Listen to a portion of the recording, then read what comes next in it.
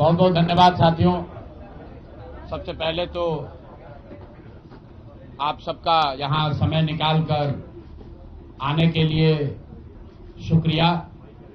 जिस दल को सिर्फ 3.5% वोट मिला है, उसकी प्रेस वार्ता में इतने प्रेस के साथी आए हैं, तो ये दिखाता है कि कुछ तो काम हम लोगों ने सही किया होगा।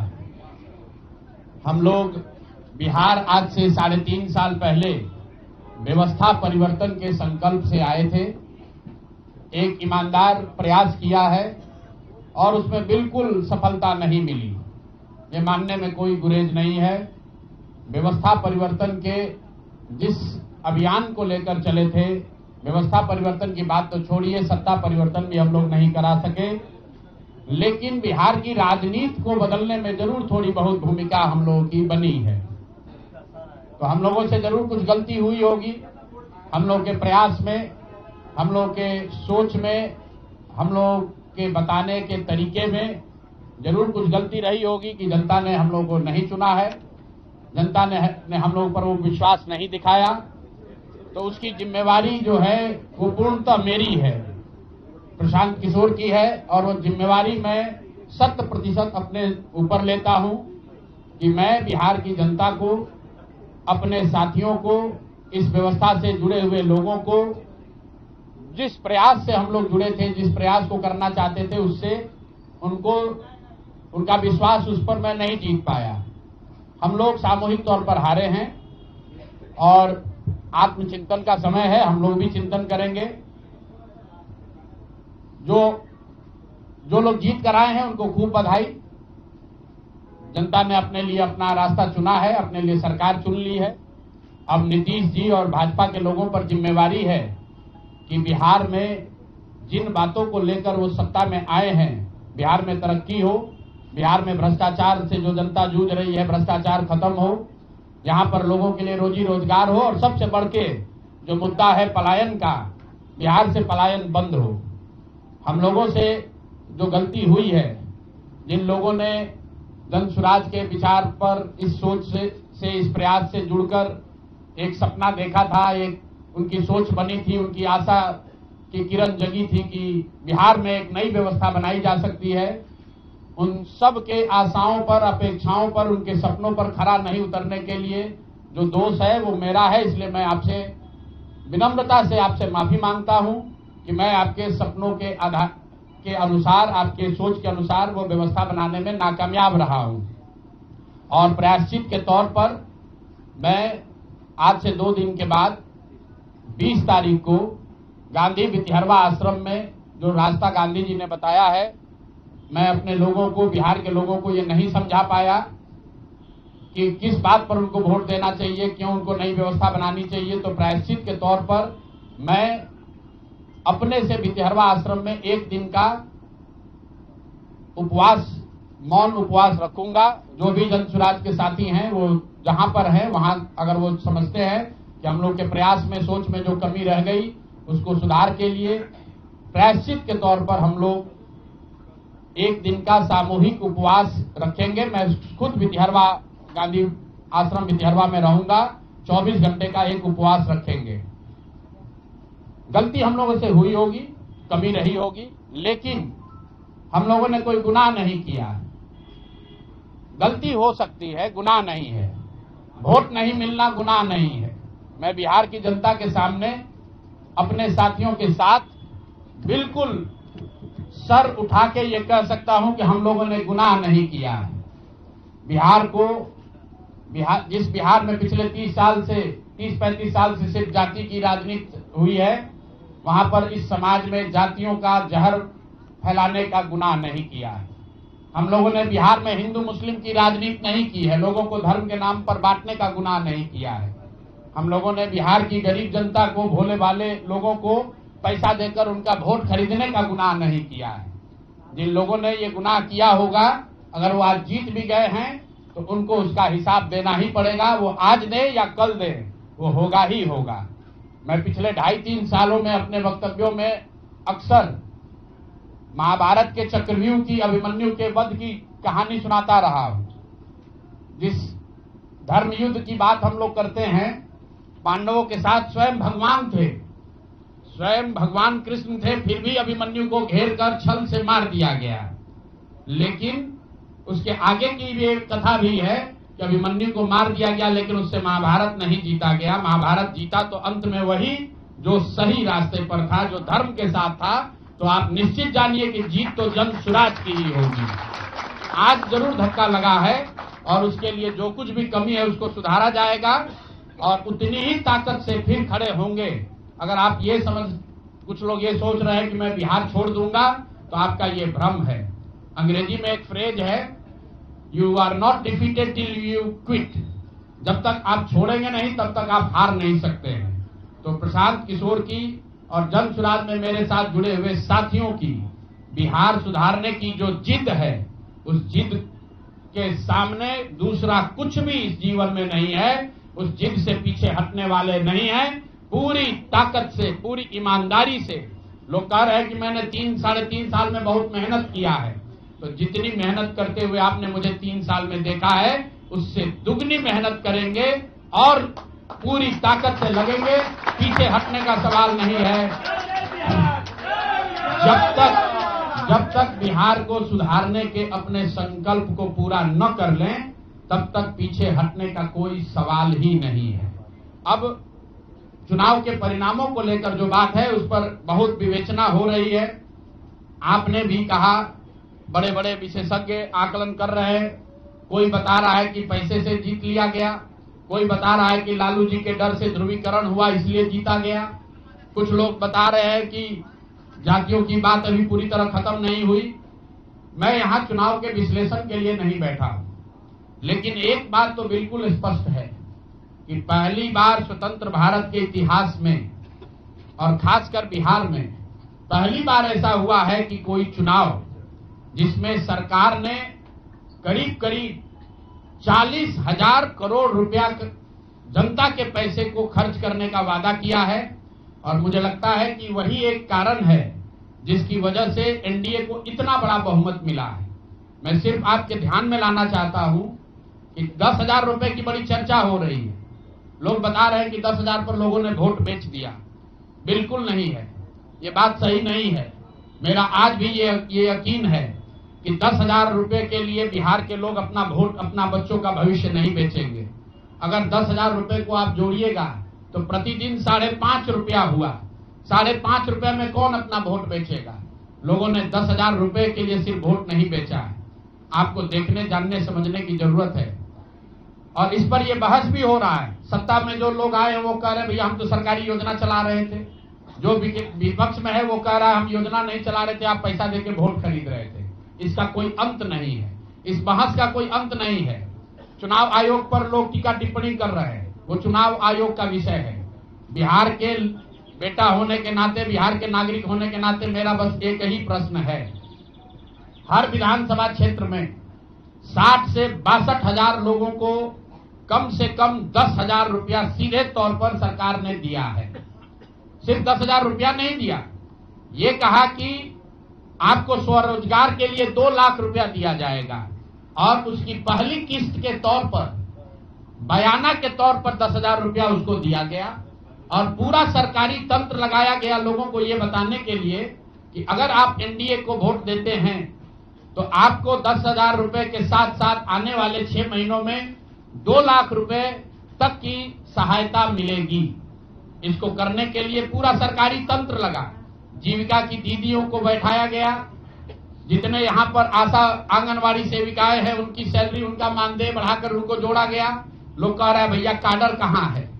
मेरे भाई 2 लाख लोगों को, आप ध्यान रखिए, सिर्फ 10,000 रुपए लोगों को नहीं दिया गया है।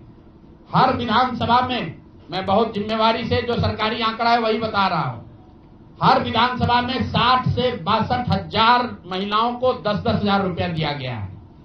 करीब करीब 1 लाख आंगनवाड़ी सेविका, आशा वर्कर और ममता की से जुड़ी हुई महिलाओं को करीब करीब सरकार ने 10,000 करोड़ रुपया अलग से दिया है।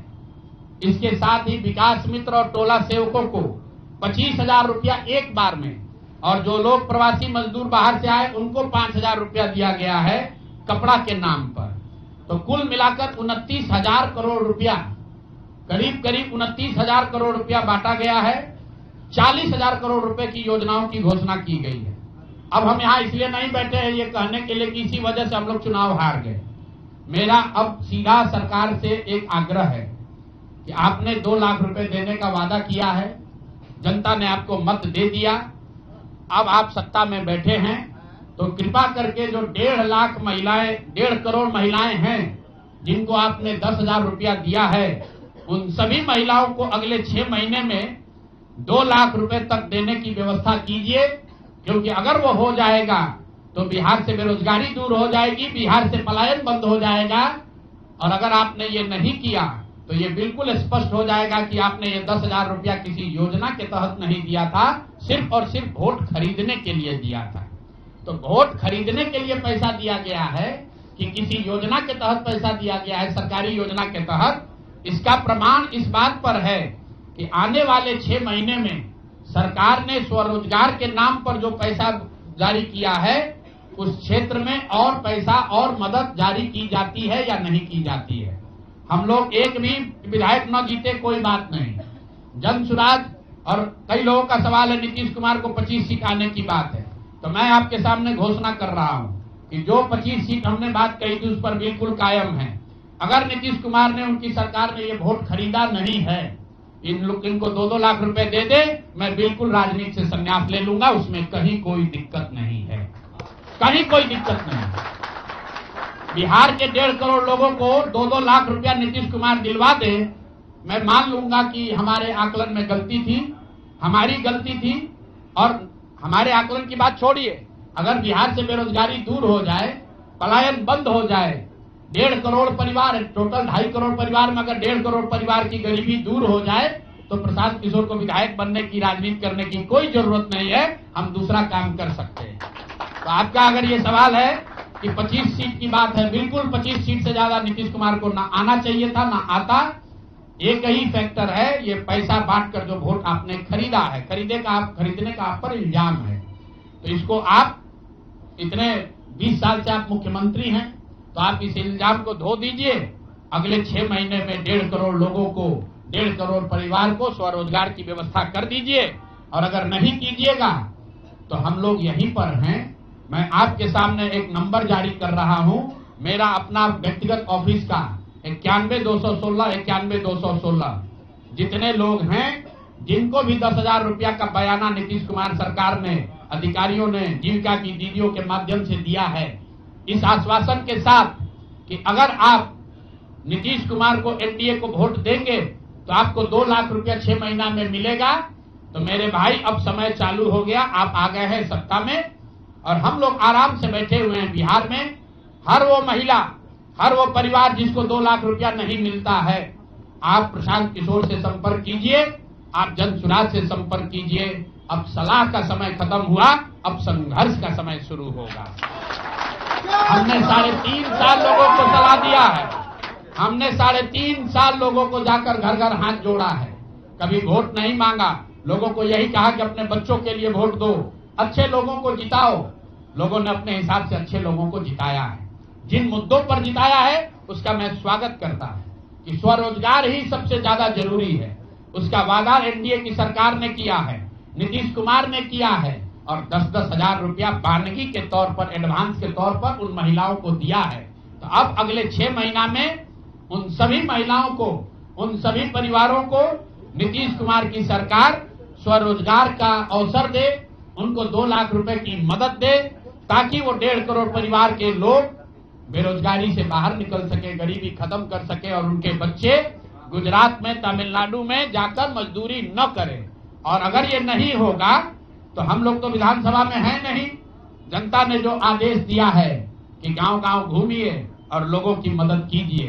तो जिनको भैया ये 2 लाख न मिले वो प्रशांत किशोर के पास चले आइए, जन सुराज के साथियों के पास आइए, आपकी आवाज बनकर, आपके साथ खड़े होकर ब्लॉक, पंचायत, डिस्ट्रिक्ट के ऑफिसेज में, सरकारी दफ्तरों में हम लोग चलेंगे।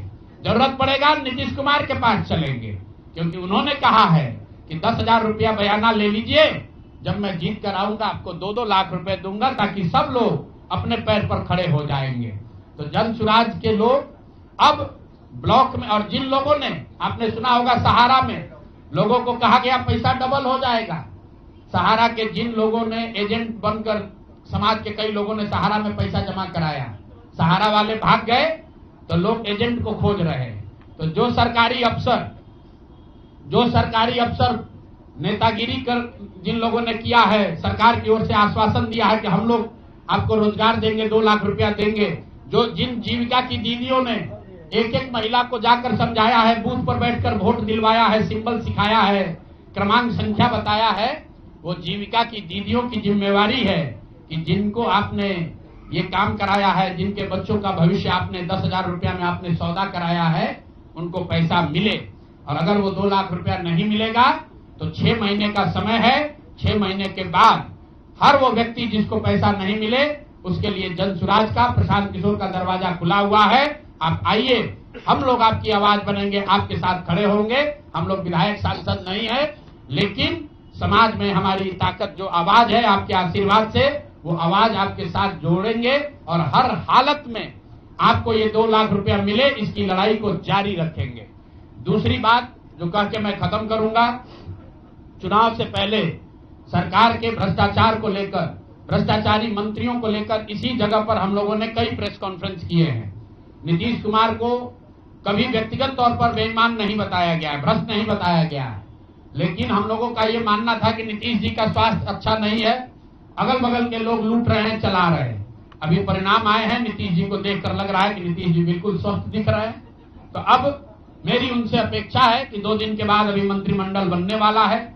कल प्रधानमंत्री जी ने भी कहा है कि बहुत बड़ी जिम्मेवारी है, हम लोग इलेक्शन मोड में नहीं, इमोशनल मोड में हैं। तो उसी इमोशनल मोड में मेरी आपसे अपेक्षा है कि भारतीय जनता पार्टी की लीडरशिप और नीतीश कुमार एक ऐसा स्वच्छ मंत्रिमंडल बनाएं जिसमें कोई दागी मंत्री न हो, कोई भ्रष्टाचारी न हो।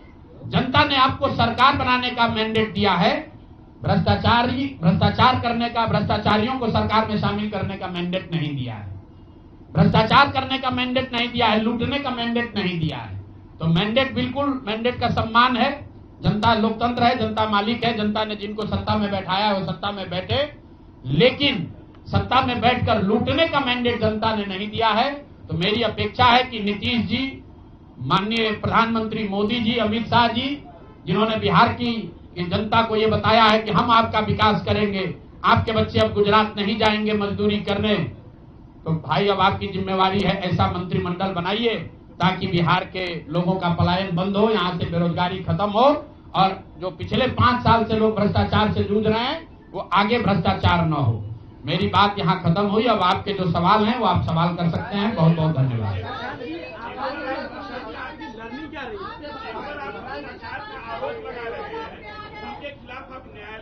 अगर आपके पास सबूत है तो आप न्यायालय क्यों नहीं जाते? बिल्कुल जो बात हम लोगों ने पहले कही है, जिन नेताओं के बारे में कही है, उसमें कहीं पीछे हटने का सवाल नहीं है। मैंने आपको कहा था कि प्रेस के जरिए उसको बताया गया, ये अपेक्षा की गई कि सरकार के जो मुखिया हैं उस पर एक्शन लेंगे, उन्होंने एक्शन नहीं लिया। दूसरा, जनता की अदालत में गए, जनता ने भी उन्हीं नेताओं को फिर से जिताकर भेज दिया।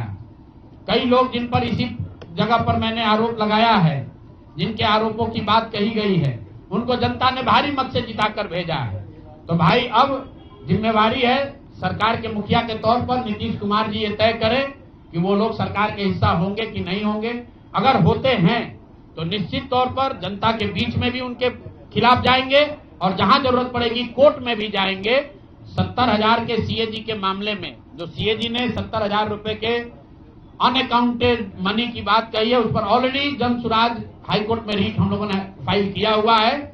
जहां तक व्यक्तिगत मामले हैं, जिन 4 नेताओं के बारे में बात की गई है, जैसे ही मंत्रिमंडल बनता है और अगर वो लोग फिर से सरकार में शामिल होते हैं, सरकार के हिस्सा बनते हैं, तो हम लोग निश्चित तौर पर न्यायालय का दरवाजा खटखटाएंगे। 10,000 रुपए की बात आपने कही, 10,000 रुपए चुनाव से पहले देने लगे थे लोग। आपने कहा कि 25 से ज्यादा सीटें आएंगी तो चुनाव से पहले ही आपने कहा था कि आप इस्तीफा दे देंगे। जी, तो कंडीशन ऑफ लाइफ उस समय क्यों नहीं कर दिया? बिल्कुल ठीक बात है। कि आपने कहा, हम पहली बात तो आप लोग कह रहे राजनीति से हम किस पद पे है कि इस्तीफा दे दें? हाँ ना, सुन रहे हैं, आ रहे हैं, किस पद पर है कि इस्तीफा दे दें? आप एक मिनट, आपने सवाल, एक मिनट रुकिए, आपने सवाल किया है, जायज बात है। आपने कहा था कि 25 से ज्यादा आएगा तो आप संन्यास ले लेंगे। तो भैया किस पद पर हैं जिससे मैं इस्तीफा दे दूं? अगर किसी पद पर हैं, ये तो नहीं कहा था कि बिहार छोड़कर चले जाएंगे, बिहार में रहेंगे और राजनीति नहीं, बिल्कुल बिल्कुल, अरे भाई हाँ बिल्कुल, एक मिनट, बिल्कुल राजनीति छोड़ देंगे, राजनीति छोड़े हुए हैं, हम तो राजनीति करते ही नहीं हैं। लेकिन ये नहीं कहा है ना कि बिहार के लोगों की बात कहना छोड़ देंगे, ये तो नहीं कहा है, हाँ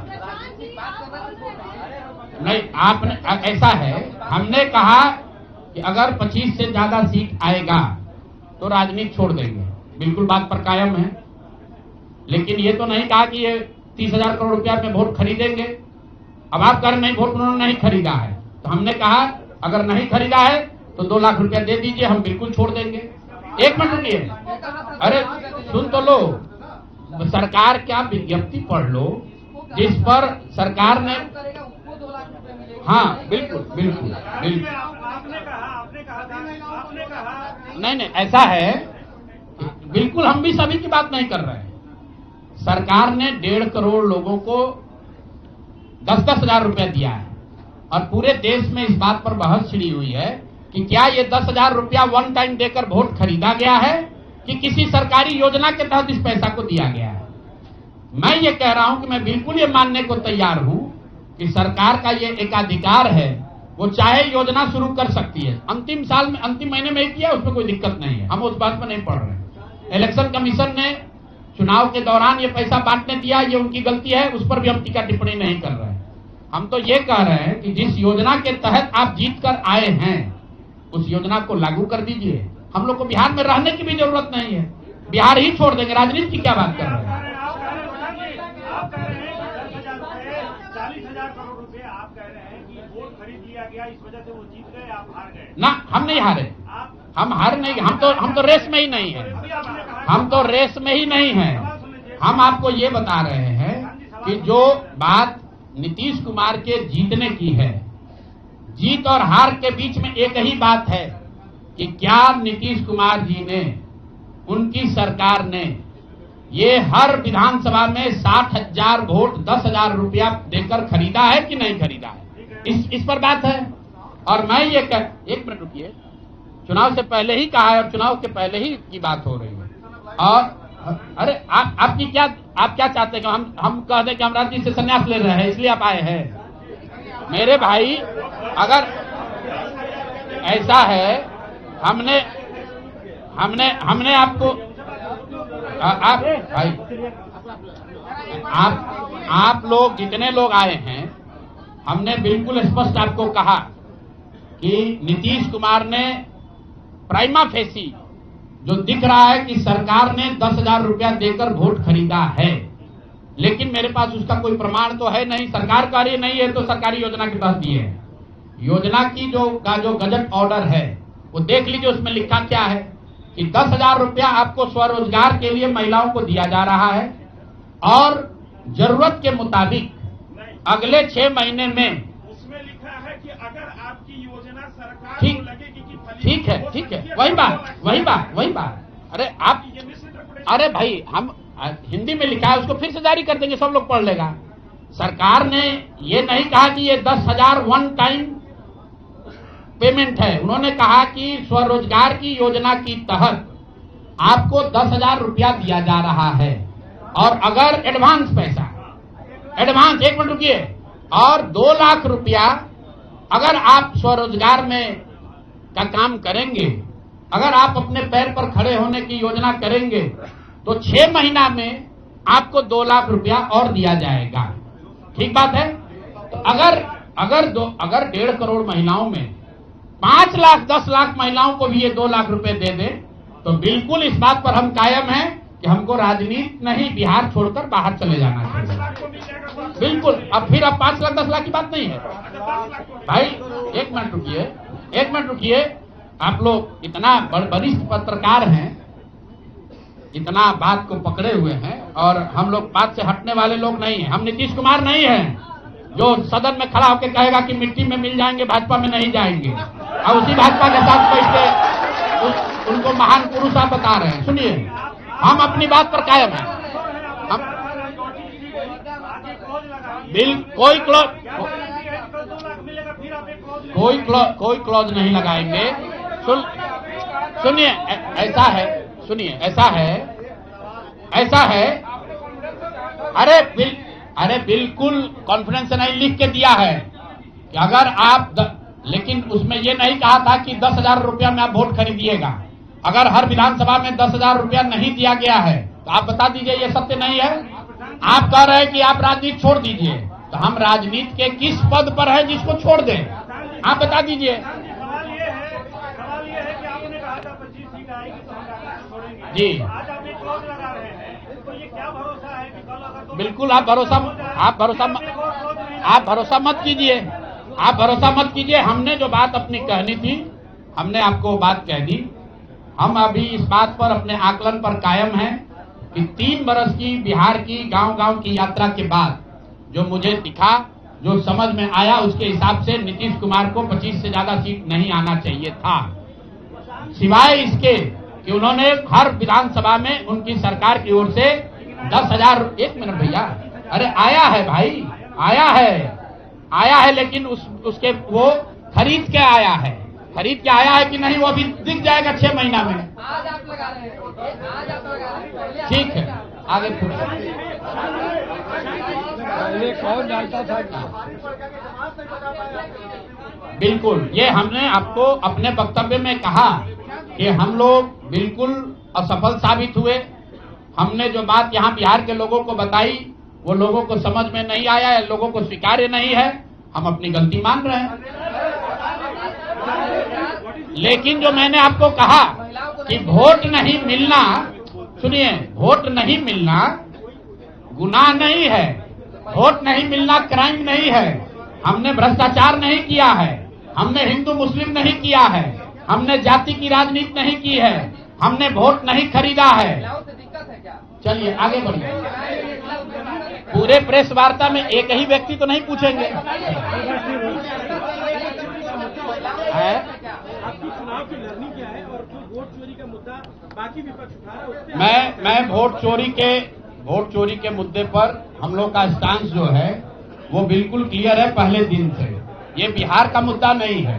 जो चुनाव की पूरी प्रक्रिया है उसमें वोटर लिस्ट बनने से लेकर आचार संहिता के अनुपालन का, वोटिंग के दिन के, जैसे यहाँ पर आप जीविका की दीदियों को बाकायदा आपने मोबिलाइजर बनाकर सरकारी व्यवस्था के तहत बूथ में बैठाया है।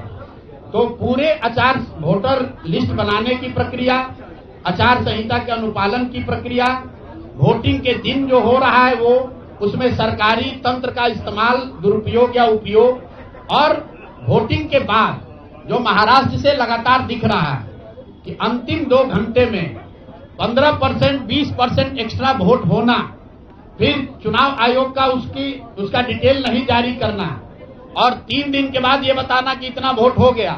ये बड़े मुद्दे हैं। हम लोग बहुत छोटी पार्टी हैं, हम लोग को तो इतना नहीं ताकत है, लेकिन आपके माध्यम से मैं ये जरूर देश के विपक्ष को ये कहना चाहूंगा कि इस पर गंभीरता से बात करने की, और इसको जरूरत पड़े तो सुप्रीम कोर्ट में ले जाने की जरूरत है कि आज की तारीख में, आज की स्थिति में जो आचार संहिता पहले से बना हुआ है वो कितना कारगर है या नहीं कारगर है। अगर सिर्फ इसमें वोटर रोल की बात नहीं है, SIR सिर्फ वोटिंग रोल की बात है, लेकिन जिस तरह से वोटिंग हुई है, आप बताइए कि सुरक्षा कर्मियों में होमगार्ड को यहीं पर इसी बिहार में लालू जी की जब सरकार थी, TN सेशन का जमाना था, उन्होंने कहा था कि नहीं, कोई लोकल आदमी यहाँ चुनाव की प्रक्रिया में हिस्सा नहीं लेगा, होमगार्ड का कोई आदमी हिस्सा नहीं लेगा। उसी बूथ पर आप आज के चुनाव आयोग ने उस जीविका दीदी को बैठाया है जिसको एक तरीके से सरकार ने कॉन्ट्रैक्ट दिया है कि आपको इतने लोगों को वोट दिलवाना है। मैं आपको एक उदाहरण देता हूं। मधुबनी विधानसभा क्षेत्र है। मैं डिटेल में नहीं जाना चाहता था, लेकिन आप कुरेद रहे हैं। मधुबनी विधानसभा क्षेत्र है, वहां से उपेंद्र कुशवाहा जी के पार्टी के उम्मीदवार चुनाव जीत कर आए हैं।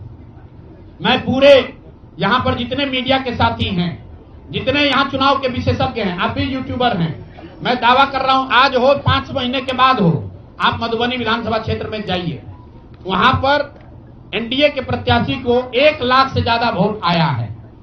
एनडीए को वोट मिला, 10,000 रुपए के लिए मिला, नहीं मिला छोड़िए, हम इस बात से दंग हैं कि मधुबनी में कितने लोग ऐसे हैं वोटर जो कि उपेंद्र कुशवाहा जी के पार्टी का सिंबल भी जानते हैं। भाई अलायंस वोट तो उनके पार्टी के सिंबल को पड़ा है ना, अलायंस का कोई सिंबल नहीं है। तो आखिर रातों रात पूरे मधुबनी क्षेत्र में, और क्या हुआ मैं नहीं कह रहा हूं, मैं आपको और आपके जरिए पूरे देश के लोगों को यह बताना चाहता हूं कि जो भी लोग सर्वे, सेफोलॉजी, पत्रकारिता, राजनीति में इंटरेस्ट रखते हैं, आप सैंपल के तौर पर कोई 5 कंस्टिट्यूएंसी उठा लीजिए, और जहां पर भाजपा और जदयू के उम्मीदवार नहीं लड़ रहे थे, वो दल लड़ रहे थे जिनका कोई सिंबल भी नहीं जानता है, नाम भी नहीं जानता है, उसको 1 लाख, 1.25 लाख वोट कैसे आया है? हमारे पास कोई प्रमाण नहीं है कि वो वोट कैसे आया, लेकिन राजनीतिक सामाजिक क्षेत्र में जुड़े होने के नाते ये आश्चर्य का विषय है कि जिस मधुबनी क्षेत्र में लोग ये नहीं जानते हैं कि कौन सा प्रत्याशी लड़ रहा है, कौन सा पार्टी लड़ रही है, उस पार्टी का सिंबल क्या है, उसको 1.25 लाख वोट आया है।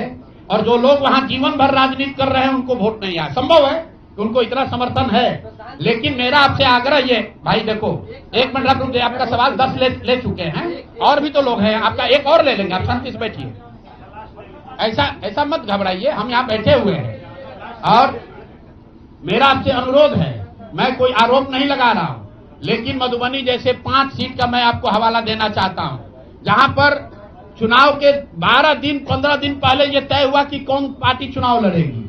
उस पार्टी का नाम कोई नहीं जानता है, उसका सिंबल कोई नहीं जानता है, और 1,20,000 वोट अगर किसी विधानसभा में आ रहा है, इसका मतलब है कि हर घर से 2 से 3 वोट आया है। आपको आंधी दिखनी चाहिए वहां पर। ये मतलब विधानसभा के स्तर पर 1,20,000 वोट लाना साधारण बात नहीं है। 1,20,000 वोट आया है, कैसे आया है? इसकी 2 ही वजह हो सकती है, या तो जो 60,000 लोगों को आपने 10,000 रुपया दिया और उन लोगों ने ये जिम्मेवारी ली कि भाई 10,000 रुपया हमको मिला है, मैं और अपने घर के लोगों को वोट मैं दिलवाऊंगा या दिलवाऊंगी, या फिर कोई ऐसी बात है, अदृश्य शक्ति है जो हम लोग को हमारे समझ से बाहर है कि भाई कैसे ये संभव है। और मैं ये नहीं कह रहा हूं कि वहां वोट कैसे पड़ा, मैं आपको खुली चुनौती दे रहा हूं, आज चलिए मधुबनी। मैं 3 दिन से प्रेस इसलिए नहीं कर रहा हूं कि मैंने अपने लोगों को वहां भेजा है, और मधुबनी में मैंने कहा भाई पूछो तो कि उपेंद्र कुशवाहा जी के पार्टी का सिंबल क्या है। 30% लोग को सिंबल नहीं मालूम है कि सिंबल क्या है, और उनको 1 लाख से ज्यादा वहां वोट आया है। मुझे उपेंद्र कुशवाहा जी से कोई लड़ाई नहीं है, उनको उनके पार्टी के प्रत्याशी से कोई मुझे लेना देना नहीं है। मेरा सिर्फ ये कहना है कि ऐसी कौन सी विधा है कि हम लोग 3-3 साल एक विधानसभा में घूम रहे हैं, लोगों को ये नहीं मालूम है कि जन स्वराज का चुनाव चिन्ह क्या है, और ये लोग 10 दिन चुनाव के पहले आए, उस पार्टी का नाम मधुबनी शहर में लोग नहीं जानते हैं, उस पार्टी का सिंबल घर घर पहुंच गया और उसको 1,20,000 लोगों ने वोट दे दिया। तो मेरे भाई ये बहुत बड़ी चुनाव की विधा है। जी को पूरा पटना जानता है। ये बताइए कि ये तो दूसरे की बात है, आपकी रणनीति में क्या कहीं चूक हुई? भारी चूक हुई, मैंने आपको पहले कहा कि भारी चूक हुई, और जो भी चूक हुई है उसको सुधारने के लिए पूरी ताकत लगाएंगे, फिर से बैठेंगे, ड्राइंग बोर्ड पर जाएंगे और देखेंगे कि जो चूक हुई है उसको कैसे सुधारा जाए। लेकिन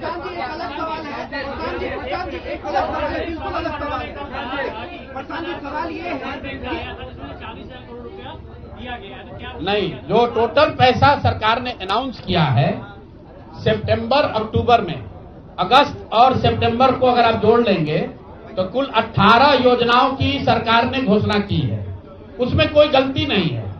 चुनाव के समय जो सत्तारूढ़ पार्टी होती है वो नए योजनाओं की घोषणा वो करते ही हैं। कुल जो सरकार ने घोषणा की यहाँ फ्री इलेक्ट्रिसिटी से लेके युवाओं को बेरोजगारी भत्ता, 10,000 रोजगार के लिए, सारी बातें ठीक है। इसका टोटल बजट हुआ 40,000 करोड़। 40,000 करोड़ में से 29,000 करोड़ रुपए की योजना सरकार ने रोल आउट की। 11,000 करोड़ को तो शुरू ही नहीं किया, और इस 29,000 करोड़ में से जो सबसे बड़ी योजना है वो है स्वरोजगार की योजना, जिसमें हर विधानसभा क्षेत्र में 60 से 62 हजार परिवारों में एक एक महिला को 10,000 रुपया दिया गया।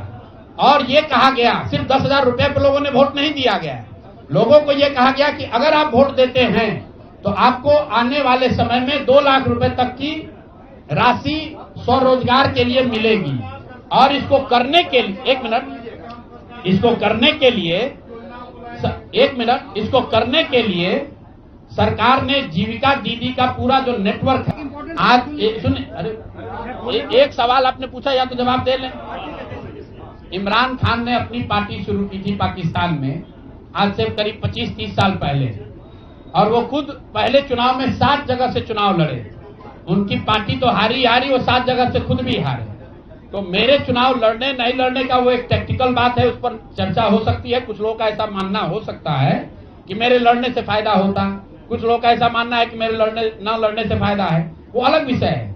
मैं तो आपको पहले एक लाइन में स्वीकार कर रहा हूं कि 3 बरस में जन स्वराज ने जो भी प्रयास किया उसको बिहार की जनता ने स्वीकार नहीं किया। नहीं, ठीक है प्रशांत जी, एक सवाल है। आपने कहा था प्रशांत जी कि जनता से पूछकर हम टिकट देंगे।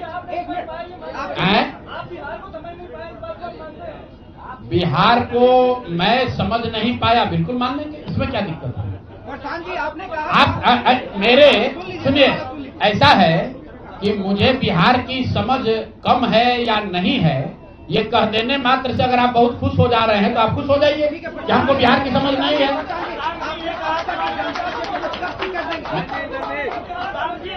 मेरे भाई ऐसा है, अगर हमने हमारे आप बिल्कुल ठीक बात है, नहीं समझे तो 3 बरस अगर पैदल चल रहे थे तो बिहार को समझने के लिए ही चल रहे थे, और फिर और चलेंगे, फिर जाएंगे। जनता से पूछा था क्या टिकट बंटवारे से पहले बात। दूसरी बात भी कई प्रत्याशियों ने आरोप लगाए, टिकट वितरण पे सवाल खड़े किए थे। क्या लगता है जनता उससे भी डाइवर्ट हुई कि प्रशांत किशोर कहाँ? अच्छा ऐसा है, ठीक है, बस सुन लीजिए। ऐसा है, पूरे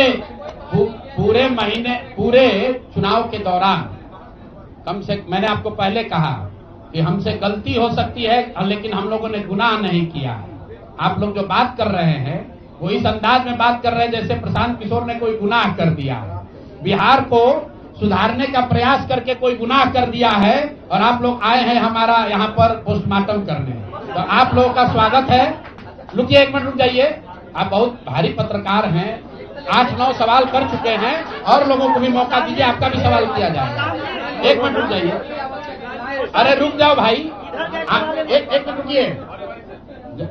जहां तक बात है बिहार को समझने नहीं समझने की, तो मैं बिल्कुल कैमरे पर आपसे मान रहा हूं कि मुझे नीतीश कुमार, लालू जी, सम्राट चौधरी, अशोक चौधरी जैसे धुरंधर नेताओं की तरह बिहार की समझ नहीं है। मुझे नहीं समझ है कि बिहार को जातियों के आधार पर कैसे और बांटा जाए। मुझे इस बात की समझ नहीं है कि बिहार को हिंदू मुसलमान के नाम पर कैसे और बांटा जाए। मुझे ये समझ नहीं है कि 10,000 रुपया देकर कैसे वोट और खरीदा जाए। जिनको समझ है वो लोग जीत कर आए हैं, और उनको सत्ता मुबारक हो, और बिहार की जनता को वो लोग मुबारक हो। आपने कहा कि अरे रुको भाई, अब इनके सवाल का जवाब दे ले। अच्छा, उनके बाद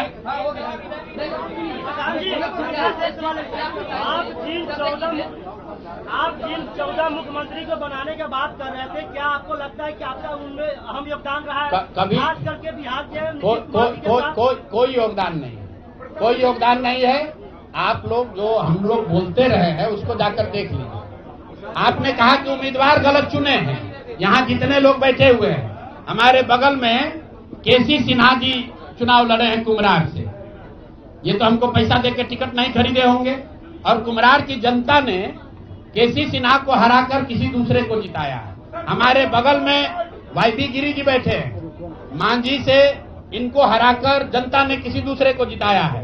तो मेरे भाई, मैं समझता हूं कि अगर केसी सिन्हा नहीं जीते तो उससे केसी सिन्हा के जीवन पर कोई फर्क नहीं पड़ेगा मेरे भाई, कुम्हरार की जनता के जीवन पर फर्क पड़ेगा। अगर आपने मांझी से वाईबी गिरी को हरा दिया, तो वाईबी गिरी का कोर्ट का प्रैक्टिस नहीं बंद हो जाएगा, मांझी के लोगों की दिक्कत जो है वो बढ़ेगी। लेकिन फिर वही बात है, जनता मालिक है, वो वही चाहते हैं। अगर आप खिचड़ी खाना चाहते हैं तो आपको कोई पुलाव कैसे खिला देगा? आप खिचड़ी खाइए और आनंद लीजिए। जनता ने आपको वोट नहीं दिया, जनता का दोष है। लोगों ने आपको वोट नहीं दिया, लोगों का दोष है।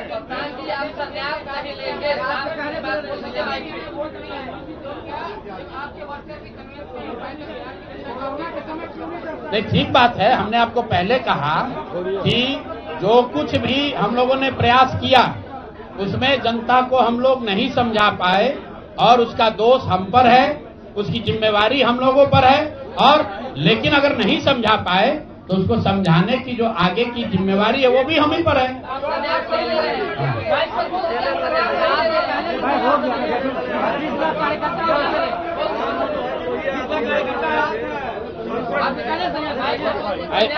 ऐसा है, आप भी बिहार के ही हैं और इतना भी नहीं उद्वेलित होइए, इतना भी मत उछलने लगिए कि जैसे हम लोग सब एकदम खत्म है।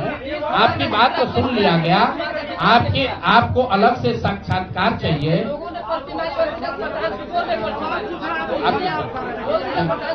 सवाल का सिलसिला बंद। तो चलिए आगे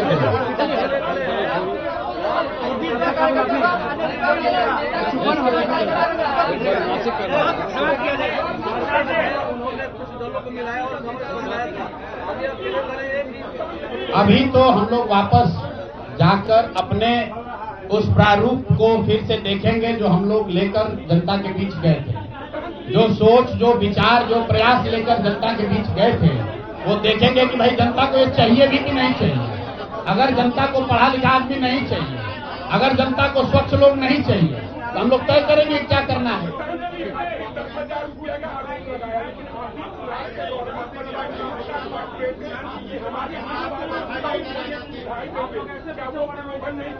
प्रलोभ, देखिए, चुनाव के दौरान वादा करना एक बात है और किसी को रुपया दे देना दूसरी बात है। पहली बार देश के इतिहास में ऐसा हुआ है कि वोटिंग के पहले 2 दिन पहले, 4 दिन पहले आपको बजाबता घर बुलाकर 10,000 रुपया दिया गया है और ये कहा गया है कि आप अगर एनडीए को वोट देंगे, नीतीश कुमार को वोट देंगे, तो आपको 2 लाख रुपए तक की और राशि आगे मिलेगी। ऐसा इस देश के राजनीतिक इतिहास में पहले कभी नहीं हुआ है। ऐसा कभी नहीं हुआ है कि आचार संहिता के बाद, आचार संहिता लागू होने के बाद आप एक एक विधानसभा क्षेत्र में 60 से 62,000 महिलाओं को 10-10 हजार रुपया दे रहे हैं और आप राजनीतिक सूचिता की बात करते हैं। ये बात उचित नहीं है।